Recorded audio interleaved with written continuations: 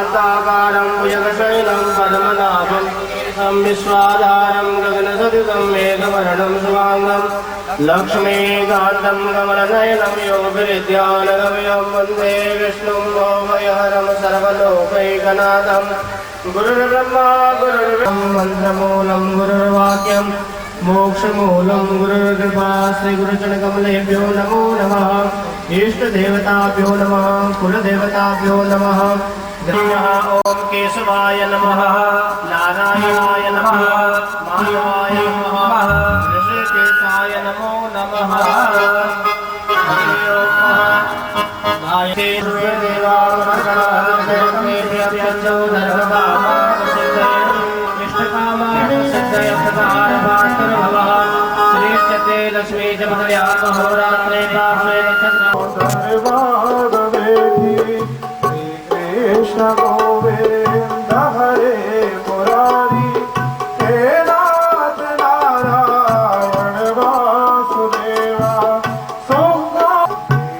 सुहासाने यदवेव जाप्यं गोविंद दामोदर माधवेति श्री कृष्ण गोविंद हरे मुरारी हे नाथ नारायण वासुदेवा श्री कृष्ण गोविंद हरे मुरारी हे नाथ नारायण वासुदेवा श्री कृष्ण गोविंद हरे मुरारी हे नाथ नारायण वासुदेवा हे नाथ नारायण वासुदेवा हे नाथ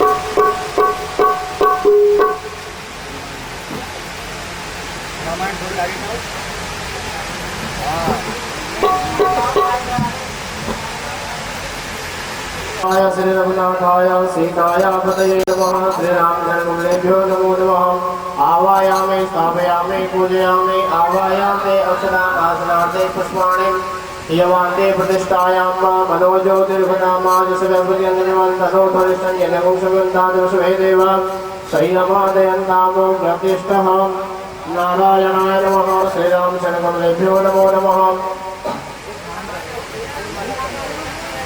ओखदेहि प्रजाति निवेदो मया इतानि पुष्पाणि पूजार्थं तद्गृह्यतां पुष्पमाल्यायां समर्पयामि नारायणाय नमो नमः श्रीरामचरणकमलेभ्यो नमो नमः लक्ष्मणाभ्यां नमो नमः जानकी वल्लभाय नमो नमः ध्यानं मः नीलाम्बुजश्यामलकोमलाकं विधवामभागं बाणो महासाय गजारुजागं नमामि रामं रघुवन्दनाथं श्रीरामचरणकमलेभ्यो नमो नमः ध्यानं समर्पयामि हस्तेन रक्तपुष्पाणि कृत्वा हनुमानध्यानं वहामि ॐ ब्रह्मा गन्धर्वा गणस्वामीन्द्रस्वामिहस्पतेः त्वामुखदेशो मो राजा विद्वान्नतमातमुच्यतः त्वां गन्धर्वा गणस्वामीन्द्रस्वामिहस्पतेः त्वामोखदेशो मो राजा विद्वान्नतमातमुच्यतः ओखतिः प्रतिमोखतं पुष्पतिः पशुपदेवासुरः पारैष्णवः पुष्पमाल्यायां समर्पयामि व्यासरूपाय ते नमो नमः व्यासरूपिणे नमो नमः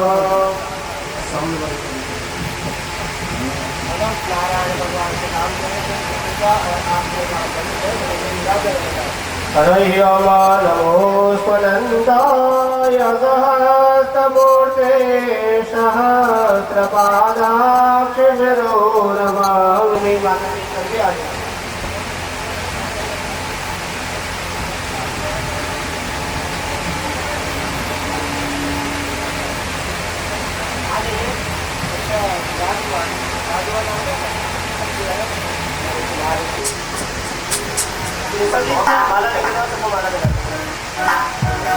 हरि ओम नमो स्वनन्दाय सहस्रमूर्ते सन्निधि नमो स्वनन्दाय श्री राम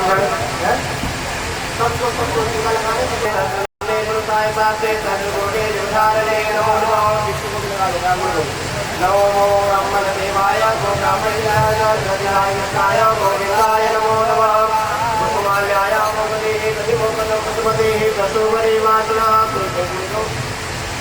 रामदुःखः नमो नमः।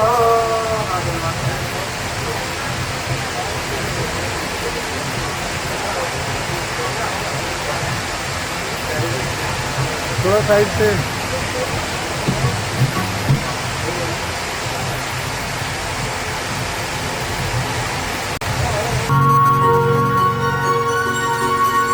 एक माइक की और आवश्यकता।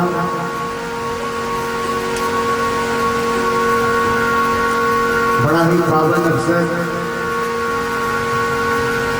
पंडित श्री रामचंद्र जी महाराज के सानिध्य में उत्तराखंड 25 फुटा रोड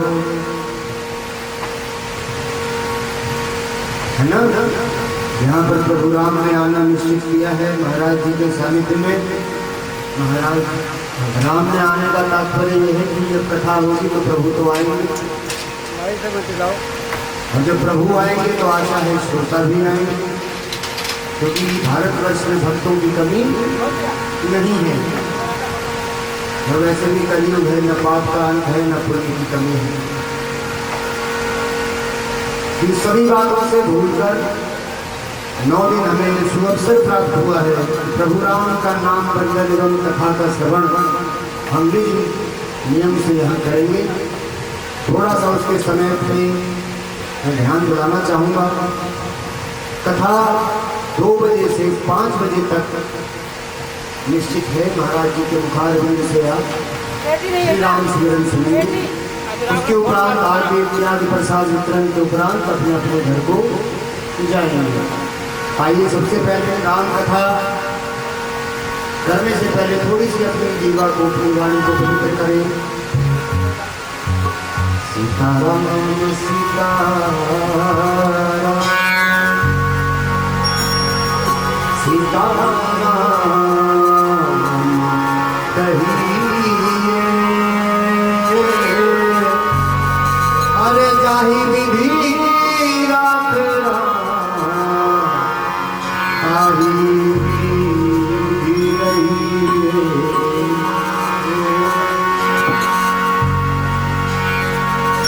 राम राम राम राम राम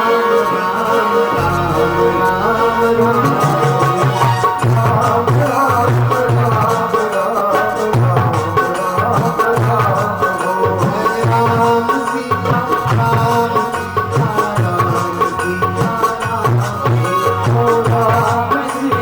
राम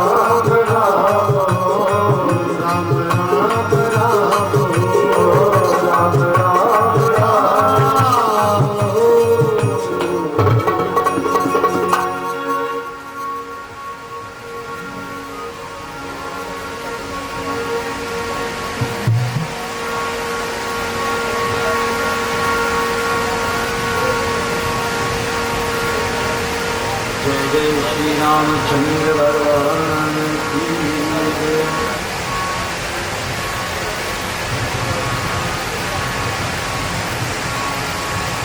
ओम वाणानामपि संगानां वसानां छन्दसामपि मंगलानां चैवतारु वन्दे वाणी विनायकं भवानी शंकरं वन्दे सर्वा विश्वासरूपेण याभ्यां दयानां पश्यन्ति तेषां स्वान्तं समीपं वन्दे मोदमयं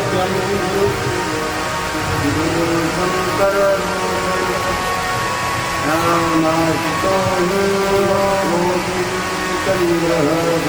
सर्वत्र सीताराम गुणग्राम पुण्यहारायण वन्दे विश्वविज्ञानं कवीश्वर उद्भविति साकं कलेशरण्यं सर्वशक्तिं सीतां नतोऽहं रामवल्लभां यन्मयावश्यकं ब्रह्मादिदेवासुरा यद्रत्नप्रेमापि सकलहृदयेन्द्रियं यत्पादपल्लवमेकमेव किं भवां मोदेसि सर्वान्तं वन्दे अहं तं चैतकरुणाकरं रामाख्यमीशं हरिं नानासुरान्निगमकं रामायणं स्वान्तं शिवाय कृतिरज्ञातगत भाषानिगमनमतिमञ्जमाप्नोति जो सुमरित होई गणनायक करिवर भजन करहु अनुग्रह सोई बुद्धि रसय गुण शुभ सदन मुख होई माचल कुंभ गिरवर गहन जासु कृपासु जाल सकल नील चढ़ो श्याम तरु अरुण बाजई करम सुमंगल धाम सदा क्षीर सागर प्रेम कुंदलिंग समदेव रमन करुणायन जाहि दीन पर करू कृपा मर्दन बंदो गुरु पद कंजन सिंधु महामहोत्तम कुंज जसु वचन रवि करण कर श्यापति राम जय जय राम मेरे प्रभु राम जय जय राम।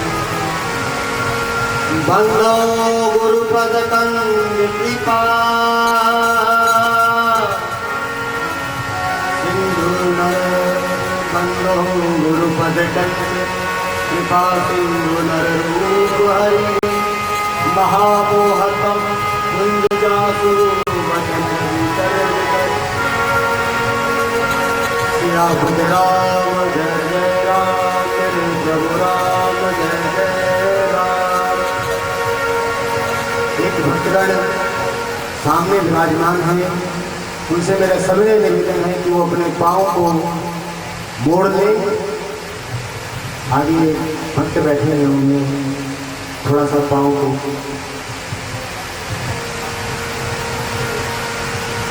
क्योंकि चलो ये तो प्रभु राम ही आ गए हो, कोई दिक्कत ही नहीं है। आइए आचार्य जी महाराज अपने मुखार के नीचे कथा का रसपान आरंभ करें। श्री गुरु चरण सरोज निज मन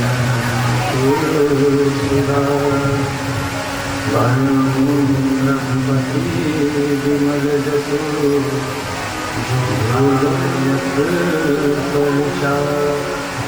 बुद्धिहीन तनु जानिके सुमिरो पवन कुमार बल बुद्धि विद्या देहु हरहु कलेश विकार। सियापति राम जय जय राम, मेरे प्रभु राम जय जय राम। मंगल भवन अमंगल द्रवहु सुत रथ अजिर बिहार। दीन दयाल विगत संपादी अरुणाथ मम संकट हार।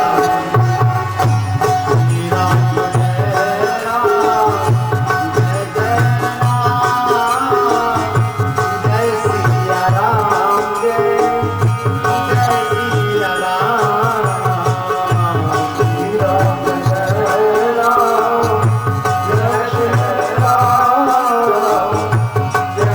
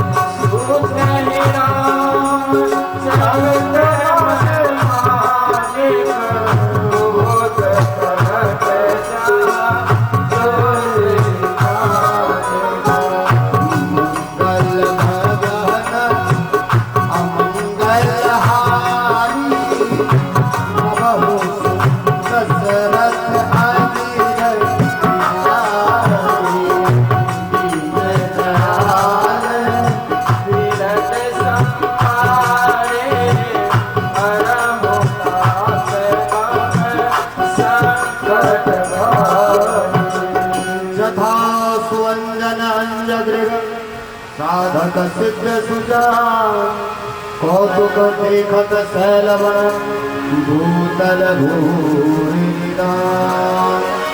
सियापति राम।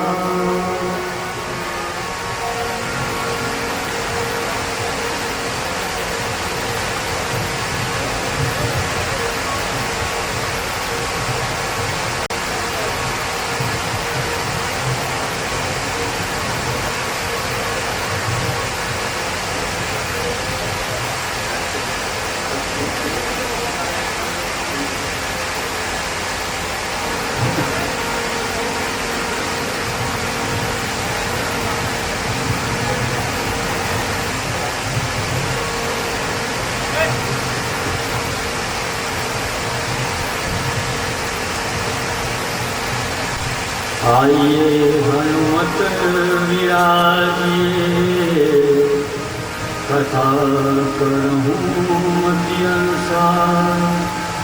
प्रेम सहित गद्दी धरूँ, पधारे पवन कुमार। सियापति राम जय जय राम, मेरे प्रभु राम जय जय राम। आज हम लोग राम कथा करने के लिए यहाँ सभी एकत्रित हुए हैं और बहुत बड़ी बात है कि छोटे छोटे बच्चों ने इतना बड़ा कार्य अपने कांधों पर उठाया, क्योंकि राम कथा कहना बड़ा आसान है, इसका आयोजन करना बहुत भारी है। क्योंकि ये बच्चे अभी समझ भी नहीं पा रहे कि हम कर क्या रहे हैं। ये लाखों जन्मों का जो पुण्य होता है उससे राम कथा का आयोजन करने को नसीब से मिलता है। जिन बच्चों ने राम कथा का आयोजन किया तो बहुत भाग्य की बात है। ये पिछले अच्छे जन्मों के जो कर्म होते हैं तब ऐसा आयोजन अपने हाथ से होता है। जो उम्र इनकी घूमने फिरने की है, उस उम्र में ये कितने अच्छे कार्य कर रहे हैं, तो बहुत धन्य है इनके माता पिता जो इन्हें ऐसा कार्य की शिक्षक जी। राम कथा को बहुत लोग करते हैं, बड़े बड़े संत मुनि ऋषियों ने अपने द्वारा गाई है, मगर राम कथा बहुत अपार है। कहना इतना आसान नहीं है। साधु संत महाराज इनकी संगत में रहकर कुछ थोड़ा बहुत जो ज्ञान प्राप्त हुआ वो आप लोगों के सामने प्रयास कर रहा हूँ राम कथा का, क्योंकि राम कथा तो अपार है। जिसने भी आज तक कथा कही है रामचरितमानस में, अगर भगवान शंकर ने माँ पार्वती को सुनाई तो भगवान शंकर ने भी ये कहा कि मैंने संतों के मुंह द्वारा सुनी, ऋषियों के द्वारा सुनी गई है। मैं इतना ज्ञानी नहीं हूँ, मैंने भी किसी से सुनी है वो मैं आपको सुना। भारद्वाज जी ने, यज्ञवल्लभ जी ने, काकभूषुंडी जी ने, सबने जो भी प्रसंग कहा तो यही कहा कि हमने संतों के द्वारा सुनी हुई, क्योंकि राम कथा बहुत अपार है। 100 करोड़ श्लोक हैं राम कथा के, और भगवान शंकर ने अपने हृदय मानस में सभी को समाहित करके रख रखा है। एक बार देवताओं के बीच में एक चर्चा हुई कि प्रभु आपने रामचरितमानस को अपने हृदय में संजो कर रख रखा है, इसका विभाजन कर हमें दे दीजिए। देवता भी लेने को तैयार हैं, देवते भी कहते हैं कि प्रभु हमें राम कथा दे दीजिए क्योंकि हमारा उद्धार हो जाएगा। देवता भी लेने को तैयार हैं, देवते भी लेने को तैयार हैं, मानव भी, संत भी लेने को तैयार हैं, सभी राम कथा लेना चाहते हैं। प्रभु की कृपा हुई। प्रभु ने राम कथा का विभाजन किया, 100 करोड़ श्लोकों का विभाजन किया, 33,33,33 श्लोक 3 जगह उन्होंने बांटा। लास्ट में 2 शब्द बचे। प्रभु ने कहा कि ये 2 शब्द मैं किसी को नहीं दूंगा, क्योंकि रा और माँ, ये राम शब्द जो है सिर्फ मैं अपने हृदय में विराजमान रखता।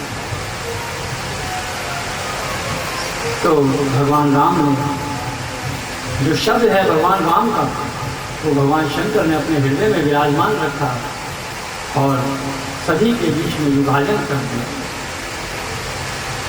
प्रभु ने राम ने तो शबरी को तारा, बाली को तारा, अंगद को तारा, हनुमान जी को तारा, और राम नाम हम सबको तारा। जब हम किसी से मिलते हैं तो बड़े प्रेम से बोलते हैं राम राम। जब 2 बार राम का नाम मुंह से निकलता है तो आदमी का उद्धार होता है। मगर ये सत्य की बात जब ही पता चलती है जब हमें कष्ट आता है। राम तारणहार, राम पालनहार है, मगर राम को दिल से मानो। यही रामचरितमानस में लिखा है। और संत तो चलता फिरता प्रयागराज है। हर व्यक्ति प्रयागराज तो नहीं जा सकता स्नान करने। तो कहते हैं जब संत अपने नगर में आए और कहीं भागवत हो, कहीं कथा हो, अगर आप स्नान नहीं कर सकते, 7 दिन या 9 दिन नहीं सुन सकते, एक आधा दिन जाकर एक आधा लोटा तो अपने ऊपर डाल, थोड़ा सा छींटा तो लगा, थोड़ा तो सुन, शायद कुछ बदलाव। प्रभु की अगर कृपा होगी तो 9 के 9 दिन कथा सुनने को मिलेगी। राम कथा भैया संसार। इसीलिए बाबा तुलसीदास जी ने रामचरितमानस लिखने से पहले गुरुओं को प्रणाम किया है। कहते हैं कि श्री गुरु पद मन गनिमन ज्योति सुमिरत दिव्य दृष्टि। कहते हैं गुरु महाराज आपका सिमरन करने से ही आदमी के हृदय में दिव्य दृष्टि उत्पन्न हो जाती है। आपके चरणों की धूली लगाने से ज्ञान उत्पन्न होता है। और गुरु शब्द तो इतना बड़ा है। कहते हैं ना गु और रू। गु माने होता है अंधकार और रू माने होती है रोशनी। गुरु वो जो अंधकार से निकाल के हमें रोशनी में खड़ा कर दे, उसे गुरु कहा। और संत तो फिर भी चलता फिरता प्रयागराज है। संत हृदय बड़ा चंचल है। आप देखिए कि हम लोग जब सुबह जूते चप्पल पहनकर, जुराब पहनकर ऑफिस जाते हैं, शाम को हम आते हैं, हमारे पैर बहुत सुंदर होते हैं। मगर महाराज हमारे चरणों को छूने के लिए हमारा बच्चा भी आज तैयार नहीं है। और जब कोई संत आता है उसके पैर धूल से भरे होते हैं और हमारे बच्चे और हम लोग उसके चरण छूने को जाते हैं। क्यों? क्योंकि वो तीर्थों में भ्रमण करके आए हैं। उसका पुण्य प्रताप है जिसका हमारा हृदय करता है कि उनके चरण ईश्वर की भक्ति। संत बहुत हृदय हुए। और बाबा तुलसीदास जी ने फिर रामचरितमानस लिखते समय साधुओं का, संतों का, दुष्टों का सबको प्रणाम किया। अब आप सोचेंगे कि संतों को तो प्रणाम किया मगर दुष्टों को क्यों प्रणाम किया? महाराज जी कहने लगे क्योंकि दुष्ट व्यक्ति ऐसे होते हैं जो दूसरे का काम बिगाड़ने के लिए चाहे अपनी जान चली जाए मगर दूसरे का काम बिगड़ना चाहिए। कई बार ऐसा होता है कि कोई जानवर किसी चीज़ में गिरते उसे भी खराब कर देता है और अपना शरीर भी खराब देता है। इसीलिए कभी भी कोई ऐसा ना कार्य करे जिससे किसी का अपने हाथ से बुरा हो। और बाबा तुलसीदास जी ने सदैव गुरुओं की वंदना की। और आगे बाबा तुलसीदास जी संतों के बारे में कहते हैं। संत कैसे होते हैं? जैसे फूल होता है, जब हम बगीचे से तोड़ते हैं, जो उसे तोड़ता है उसे भी, और जो उसे मसल देता है उसे भी, और जो उसे प्यार से रखता है उसे भी समान सुगंध देता है।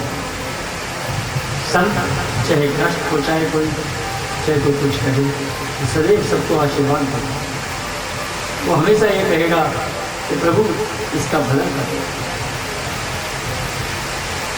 बहुत हृदय नौ कोमल होता है।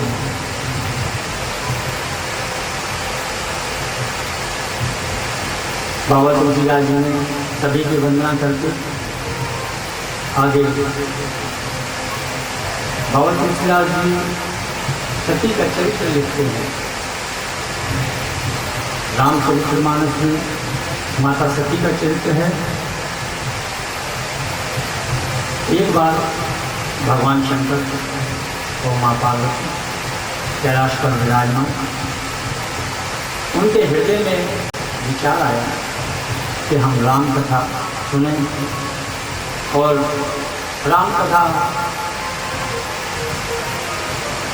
अगर सोचा जाए, कहते हैं ना, राम कथा जितनी बार भी आप पढ़ेंगे, रामचरितमानस पढ़िए आप, जितनी बार पढ़ेंगे उतनी बार ऐसा लगेगा कि जैसे ये जो चीज़ पढ़ी थी ये पहले नहीं आई, ये अगली बार आई है।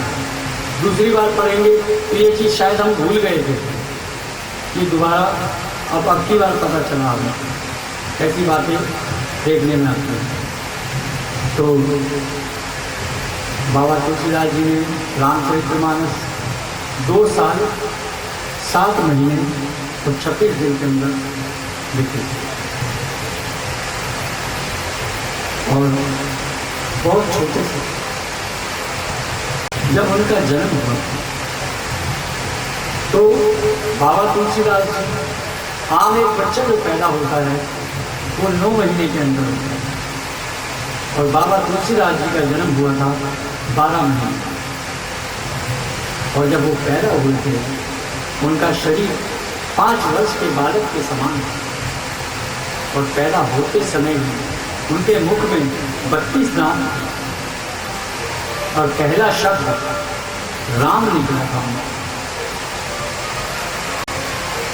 और इतने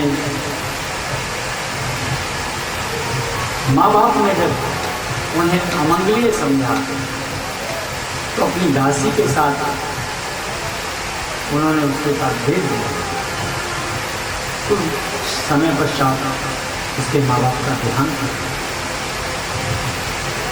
तुलसीदास जी ने बहुत संघर्ष किया अपने जीवन में, पढ़ाई लिखाई की, बड़े हुए, बड़ी मुश्किल से पालन पोषण हुआ उनका जीवन व्यतीत। ब्राह्मण थे, किसी अच्छे गुरु के हाथ में लगकर शिक्षा ली, बनारस गए, वहाँ पर शिक्षा ग्रहण करी, फिर अपने घर आ गए। वहाँ पर लोगों ने सोचा ब्राह्मण बालक है, पढ़ा लिखा है, उसकी शादी करें।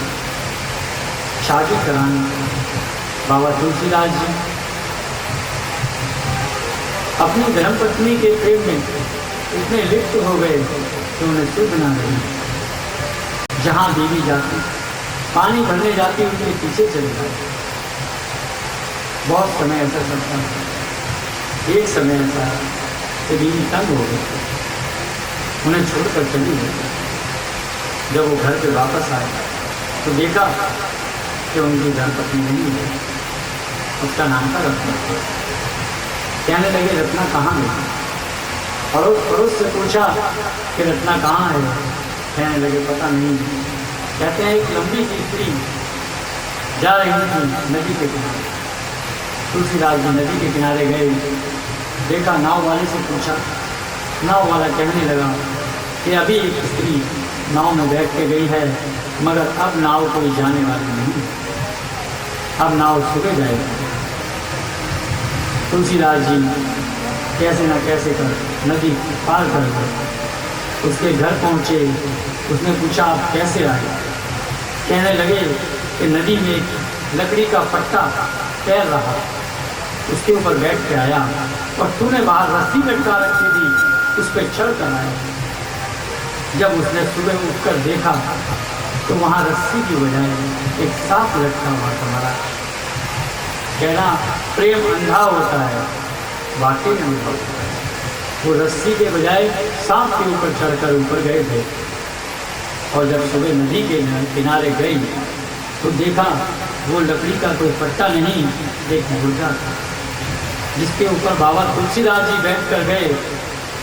तब रत्ना ने उन्हें धिक्कारा कि तेरा जीवन व्यर्थ है, जितना इस हाड़ मांस के शरीर से तू प्रेम करता है, अगर तनिक भी भगवान से करता तो तेरा जीवन सफल हो जाए। और मैंने तो सोचा था एक ब्राह्मण है, ज्ञानी पुरुष है, तू बहुत बड़ा काव्यकार बनेगा, कोई रचना लिखेगा, और तू इस हाड़ मांस के शरीर के पीछे पड़े। उसको ऐसी ठेस लगी। उसने कहा रत्ना आज के बाद मैं यहाँ नहीं रहूँगा, ना तेरे पास आऊँगा। और कहकर तुलसीदास जी चले। एक बहुत टाइम बाद तुलसीदास जी को एक मंदिर में खबर मिली कि रत्ना का देहांत हो गया। तब बाबा तुलसीदास जी ने उसका पिंडदान कर्म कर फिर उनके मन में विचार आया कि रत्ना ने ये सपना देखा था कि तुलसीदास जी एक बहुत बड़े संत बने, बहुत बड़े काव्यकार बने। तब बाबा तुलसीदास जी ने हनुमान जी की इच्छा हुई कि भाई मैं काव्य लिखूं। तो बाबा तुलसीदास जी एक लोटा लेकर जल का शौचादि क्रिया करने जाते थे, तो जो जल बचता था ना वो एक कीकर के पेड़ के अंदर डाल दिया। अब वो कीकर के अंदर एक राक्षस रहता है। कहते हैं ना किसी को भी अगर पानी पिलाएंगे तो राक्षस है वो भी कुछ नहीं कहेगा।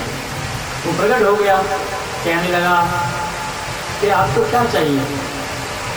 तो कहने लगे भाई मुझे राम कथा लिखनी है और मुझे हनुमान जी से मिलना है। राक्षस कहने लगा कि मैं हनुमान जी से तो मिलवा नहीं सकता, क्योंकि उनका तो नाम सुनते ही हम लोग भाग जाते हैं। मैं दूर से दिखा सकता हूँ कि ये हनुमान जी हैं, बाकी काम आपका। तुलसीदास जी कहने लगे ठीक है। तो जब बाबा तुलसीदास जी को हनुमान जी को दिखा मिलवाया तो हनुमान जी से उन्होंने प्रार्थना की कि मुझे प्रभु से के दर्शन कराओ, क्योंकि मुझे राम कथा है।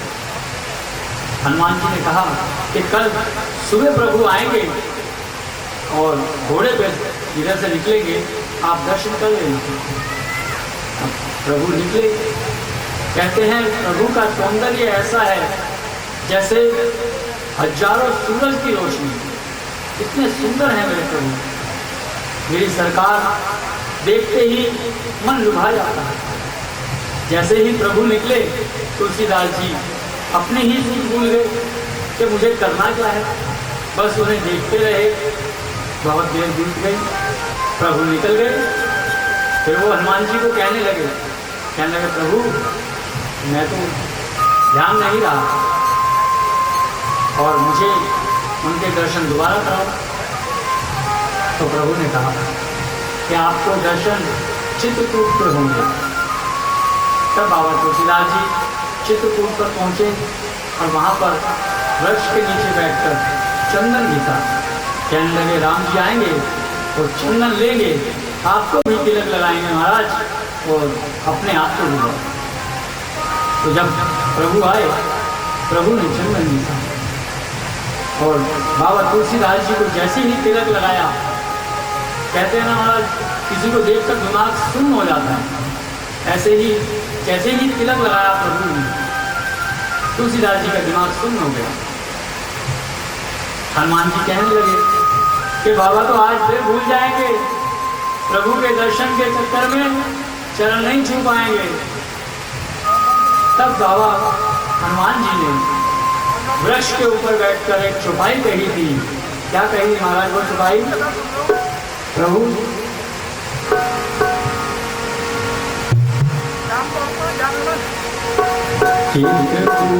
के घाट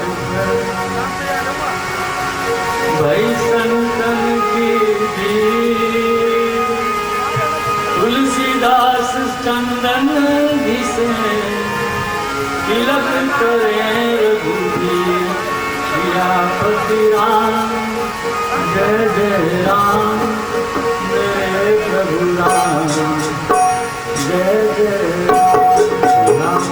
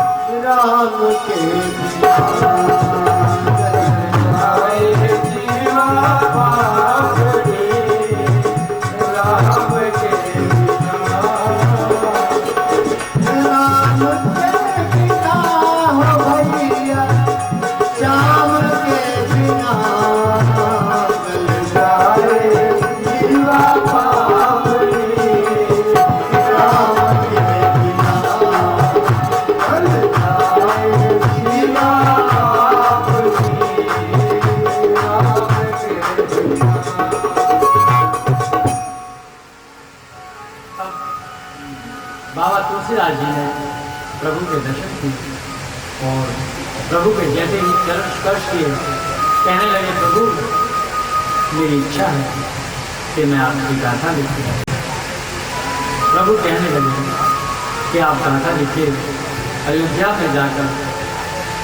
तब बाबा तुलसीदास जी ने अयोध्या में रामचरितमानस लिखना प्रारंभ किया।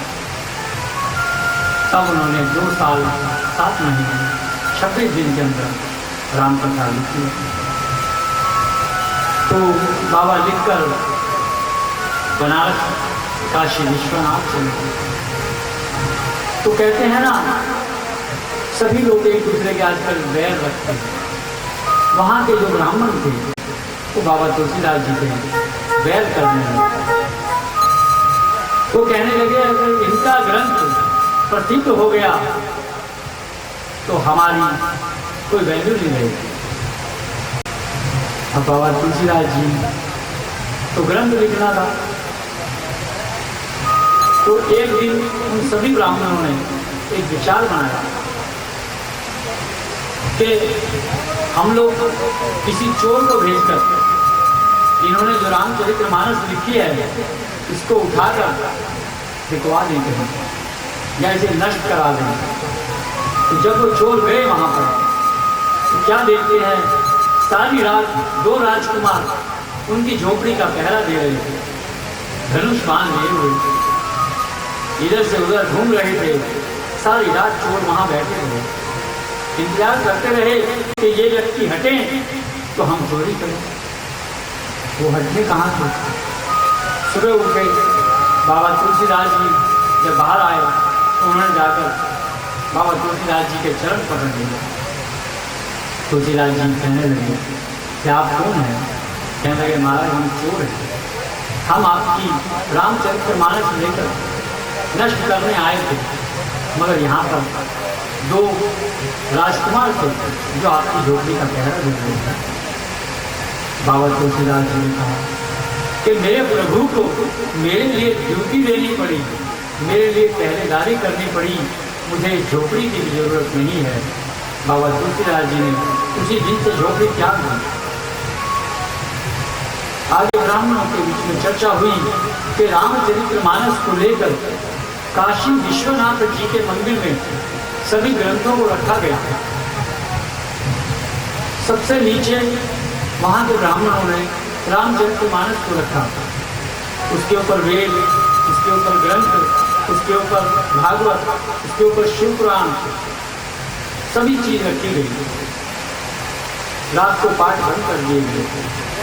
जब सुबह हुई, पाठ खुले तो रामचरितमानस जो सबसे नीचे रखी हुई थी वो सबसे ऊपर थी और भगवान शंकर के हाथ के सिग्नेचर थे, साइन थे।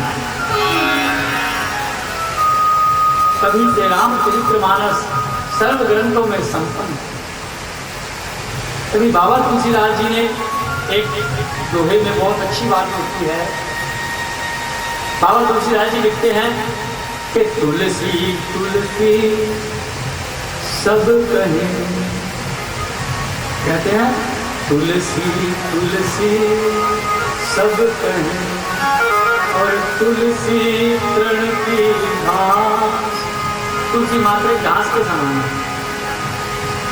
तो बाबा कहते हैं तुलसी तुलसी सब कहे, तुलसी तृण की घास, जब हुई कृपा मेरे राम की, तुलसी बन गए दास। तभी से उनका नाम तुलसीदास पड़ गया। और आज हजारों साल से शरीर त्यागने के बाद भी हम तुलसीदास जी को याद करते हैं। कहते हैं कि जीवन में कुछ ऐसा करो, पैदा तो सभी होते हैं, ये हमारा जीवन है क्या? पैदा हुए, बड़े हुए, माँ बाप ने स्कूल भेज दिया, स्कूल गए, पढ़े लिखे, थोड़े और बड़े हुए, हमारी शादी कर दी, हमारे बच्चे हो गए, हमारी आधी उम्र हो गई, हमारे बच्चों की शादी हो गई। और बच्चों की शादी के बाद हो सकता है बच्चे हमें घर से बाहर निकाल दें, बहू आए खाना भी ना दे, ऐसा थोड़ी ना हो। और उसके बाद हमारा ध्यान तो यही जीवन है। नहीं, कुछ ऐसा करो जो दुनिया हमें मरने के बाद दिया। अपनी छवि को ऐसी बनाओ जो हम जाएं। कहते हैं ना कि जब हम पैदा हुए हम रोए जग हंसा, हम तो रोते हैं और जग हंसता है। कि जब हम पैदा हुए तो हम रोए जग हंसा, ऐसी करनी कर चलो हम हंसे जग रोए। जब हम जाएं हम हंसते हुए जाएं, मुस्कुराते हुए जाएं और लोग रोएं तो बहुत अच्छा आदमी का भाई। ऐसे करो, जीवन को ऐसा बना दो कि लोग कहें देख कर कि व्यक्ति ऐसा होना चाहिए। ऐसा नहीं कि कोई पास से निकल जाए तो देखने वाला कहे अच्छा है, मुसीबत कभी जाने दो, ऐसा नहीं। उसका दिल करेगा कि इस व्यक्ति से बहुत दिन हो गए मिले नहीं। इसीलिए बाबा तुलसीदास जी ने फिर उसके बाद बहुत काव्य लिखी, बहुत वो लिखी। और यही बात हम कहते हैं जब राम कथा करते हैं तो जो महात्मा हुए, ऋषि हुए, एक तो बाबा तुलसीदास जी, और अगर जब तुलसीदास जी की चर्चा हुई, अगर वाल्मीकि जी की चर्चा ना हो तो राम कथा करना व्यर्थ है।